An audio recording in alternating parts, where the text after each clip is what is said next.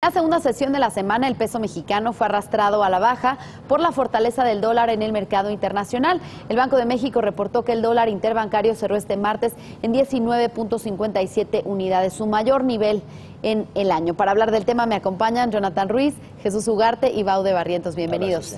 Susi, ¿qué tal? Buenas tardes, señores. Pues bueno, ¿cuáles son los principales factores que están incidiendo en el tipo de cambio? Sin duda, el anuncio que vimos hoy por parte de Estados Unidos de salir del acuerdo nuclear con Irán es uno de ellos, ¿no?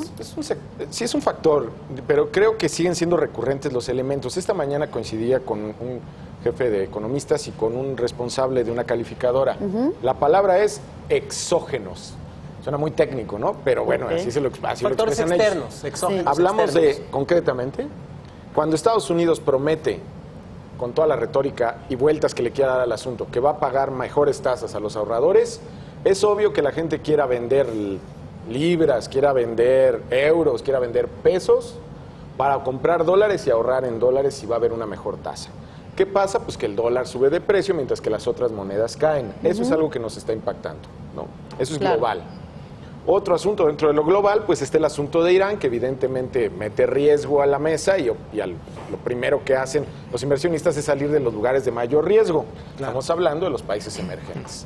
Otra cosa que pesa, evidentemente, es que el Telecan no tiene para cuándo. Esa negociación que pidió Estados Unidos, que en teoría le urgía a Estados Unidos, a nosotros nos da igual si se cambia o no, por nosotros que se quede como está.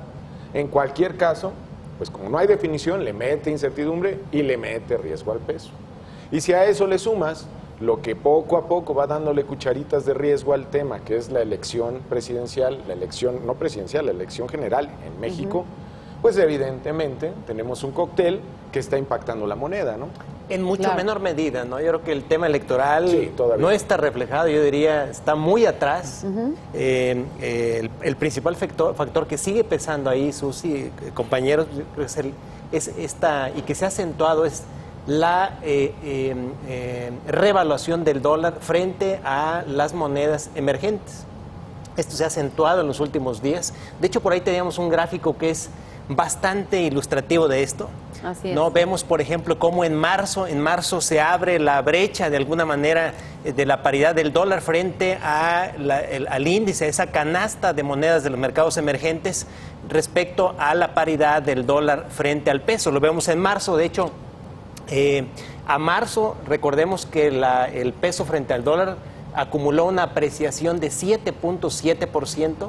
Sin embargo, a partir de abril empieza a tener una alta correlación la paridad peso-dólar respecto a la paridad del dólar frente a las monedas emergentes. Es muy clara la correlación, estamos hablando de una correlación de un 80% a partir de abril. De hecho, todavía en abril, se recuerdan, el 17 de abril, para ser preciso, el dólar interbancario rompió el piso de los 18 pesos. Aquí lo comentamos, bajo la expectativa de que se lograra un muy pronto acuerdo, en principio, en las renegociaciones del Telecan. No sé si lo recuerdan aquí. Sin embargo, pues no se cumplió la expectativa. Se hablaba de la primera semana de mayo. Si recuerdan, el titular de la Secretaría de Economía hablaba de 80% de posibilidades de que se concretara ese acuerdo en la primera semana de mayo. Ahora se habla de la segunda semana de mayo. No ocurrió, ahora se habla... Sí, es pura incertidumbre. Así es, pero sí, el tema... En abono a lo que comentabas, digo, porque... Pero el tema de las elecciones, a ver, nomás quiero... Sí, las elecciones no se ven, no pintan. Y lo quiero recalcar aquí porque hemos visto que algunos actores políticos han responsabilizado al candidato de izquierda. La mayoría está diciendo que le echan la culpa a él, pero no es cierto. Vamos por partes. La mayoría dice que es externo. O sea, la mayoría de los que saben... Factores exógenos. ¿Qué es el Telecan? Así es. Sí, es la mayoría. Así es. Y hay quien, pues por los que saben, intención... Los que saben dicen que es externo. Y ahí están los datos, ahí está el gráfico. Señor Ugarte? No, pues mira, bueno, entonces, tratamos de aprender día a día. Quienes saben están exponiendo que esto es externo. Factores externos. Sí. Hay quienes que sacan raja política del asunto y están diciendo que no, que también ya empiezan a pesar las elecciones. Creo que si lo hacen es en menor medida. Hay un dato muy importante que me gustaría mostrarlos en la terminal Bloomberg y es el tipo de cambio euro-dólar. Digo, para entenderlo, más allá del índice dólar, que es un poco más técnico, es el euro-dólar. Fíjense cómo ha caído la evaluación del euro frente al dólar en la última parte de la gráfica. Por favor, váyanse hasta la derecha de esa gráfica y notarán cómo hay una caída, una resbaladilla de esa gráfica. Así es. Es lo mismo que le está pasando a muchas monedas en el mundo. Es decir, El euro está más barato ante los dólares, o sea, puedes comprar más euros con dólares ahora que el mes pasado. Eso es porque es algo que está pasando alrededor del mundo. A nivel mundial. Baude. El peso el día de hoy, Susi, ligó su sexta sesión perdedora. En este lapso ha perdido 4.8%, llegó a perder un poquito arriba de 5%. En la mañana se recuperó un poco, ¿no? Después de que ya conocimos ya lo del Donald Trump, lo que anunció con respecto a Irán, ¿no? Eso es precisamente lo peligroso, Susi. O sea, no es tanto que se deprecie, o sea, el tipo de cambio, pues si que recordamos la época del 94, que estaba a 3.50 y dices, oye, con 18 ya se depreció 6 veces, sí, pero fueron muchos años, ¿no? El problema es el tiempo, o sea, el tiempo en el cual se está depreciando el tipo de cambio. O sea, el lapso tan corto, ¿no? Todas las empresas, en su sano juicio, todos los directores de finanzas tienen proyecciones al alza del tipo de cambio. O sea, hay instrumentos que los puedes contratar, pero ellos están sopesando que esta depreciación no se da en unos cuantos días, sino se puede dar en semanas o incluso en meses, ¿no? Y esta racha tan larga es similar a la de octubre. En octubre fueron 11 días consecutivos, 11 jornadas consecutivas que perdió, pero solamente fue 4.7%. O sea, fue perdiendo centavos cada día y por eso no se sintió, ¿no?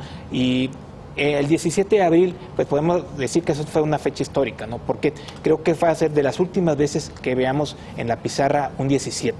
Y precisamente para concluir me gustaría conocer sus expectativas sobre el tipo de cambio. Enrique Quintana hoy en su columna decía que por más que haya señales positivas de que la renegociación del Telecán va a llegar a buen puerto, pues seguramente no va a llegar abajo de los 18 pesos por dólar como lo vimos en los Eso es un muy buen apunte, efectivamente. Sí, no regresa, difícilmente va a regresar, ¿no? Va a regresar. Digo, no podemos confirmarlo, nadie puede anticipar cómo se van a comportar los mercados, pero todas las lecturas que tenemos en este momento desde este balcón, parece que no volverá en un rato ese 18 pesos por dólar. Sí, comentaba nada más, Baude, muy rápido, Susi, no es el hecho, decía, no es tan relevante que se deprecie el peso frente al dólar. Sí, es decir, hay empresas, hay ejecutivos de empresas que seguramente no duermen, no concilian el sueño como debieran ante esta depreciación que vemos del peso frente al dólar.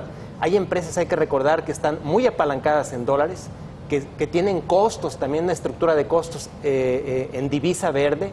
Entonces, sí tiene un impacto fuerte, va a tener un impacto y lo vamos a ver en los resultados. Ya lo hemos visto en el primer trimestre y lo vamos a seguir viendo, ¿no? Hay empresas incluso que facturan o exportan a Estados Unidos, van a ver menores resultados en pesos. Entonces, sí hay un efecto importante en el lado corporativo, ¿no? Y en otros ámbitos. Pero en adición a lo que decía Baude, es bueno estar cubierto. Y creo que esa cultura va a permear. Pero no todos están cubiertos. No, es a lo que voy. Digo, lamentablemente no todos están cubiertos. No tenemos la cultura. La palabra correcta. No tenemos la cultura en este país de la cobertura, o a veces es una cobertura parcial, ¿eh? Bien, Baude, conclusiones. Hace unos días, Susi, decíamos en este mismo espacio que íbamos a ver niveles de 19.50. Lamentablemente nos quedamos cortos, ¿no? Ya estamos viendo niveles de 19.80, ¿no? En el caso mayoreo, y se van a reflejar conforme los últimos días de junio.